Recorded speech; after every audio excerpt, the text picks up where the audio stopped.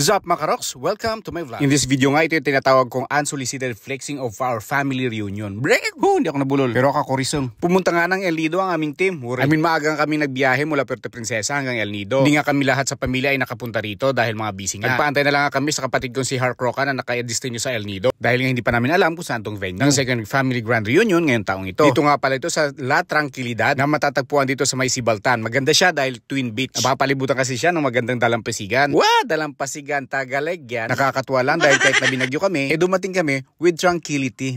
Dahil sa tranquilidad, tranquility. Diba? Sige doy, regis mo da sa kimong juk nga dan. Actually, during yung first day, hindi talaga kami nakapag-activity ng marami dahil nga sa malakas ang ulan. Kaya nga nung gabi, masaya nag-party-party na lang dito. At nagkarumustahan, nagparakilalahan. Grabe ang Tagalog.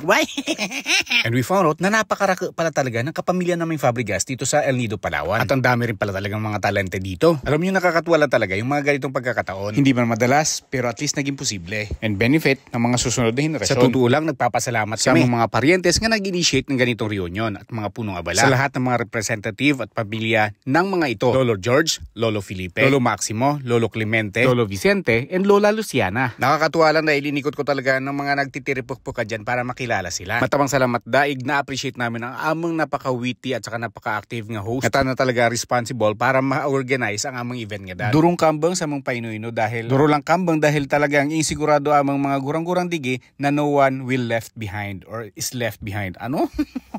Mang-English ka pa talaga, doy. Hindi mo nga ni maperpiki mong pananagalog maske mong pagkuruyo noon. Kaya nora, rakalabot. Yakang life. Joke lang. Tada, sobrang tinlo ang binyo ako dyan. Kuris nga kuruman dyan sa kainita. Tinlo dyan sa La Tranquilidad, apir. Tapos na nara mga karte-arte ang mga kwan, mga mala, may mga bata dyan, nagparainit dyan sa solar. Mayroon lang talaga rami na heat stroke. Basta worth it. Tapos dyan nga pala, magtagalog na naman tayo. Yung bawat representative ng mga pamilya ay nagpakita ng kanilang mga talento. Sa bawat presentation nga, isang purakot. Basta ako dyan, tumuyod-tuyod para makita silang lahat dyan yan. Hay, kaway-kaway sa tanan mga kaparientian dyan, lalo na dyan sa mga taga-Tumarbong, sa mga taga-Langugan, tanan-tanan dyan sa mga taga El Nido. Basta hindi ko rin talaga isa-isahin. Isa-isahin. Basta nagpapasalamat po lahat kami sa bawat isa na lalong-lalo sa mga punong abala. Sa mga nag-abono, salamat ng sobrang dami. At nabusog po ang lahat, lalong-lalo na sa napakagandang venue. Salamat sa lahat ng mga nakakasalubong ko na nangumingiti sa atin. Ganon din ang ginagawa nila sa bawat isa na kapag ka nagkakasalubong, nagbabow down kapag matanda, and then nakangiti kapag ka mga kaidaran mo, and then sa mga bata. Nakakatuwa. Dahil mga kamag-anak namin dito ay mga hyper din. Ano yung sa tanan-tanan?